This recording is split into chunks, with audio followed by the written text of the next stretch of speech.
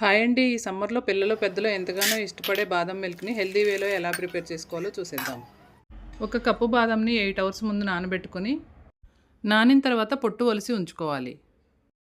ఒక 3/4 లీటర్ పాలను తీసుకొని స్టవ్ పైన పెట్టి మరిగించుకోవాలి. ఒలిచి పెట్టుకున్న బాదంని మిక్సీ జార్లో వేసి కొంచెం మిల్క్ యాడ్ చేసుకుని మెత్తగా గ్రైండ్ చేసుకోవాలి. ఇలా పేస్ట్ లాగా గ్రైండ్ చేసుకుని పక్కన ఉంచుకోవాలి. పాలు బాగా మరిగిన తర్వాత కొంచెం కుంకుమ పువ్వు యాడ్ చేసుకోవాలి. పాలు మరుగుతూ ఉంటే ఎంత కమ్మటి వాసన వస్తున్నాయో. గ్రైండ్ చేసి రెడీగా పెట్టుకున్న పేస్ట్ని మిల్క్లో యాడ్ చేసి బాగా కలుపుకోవాలి.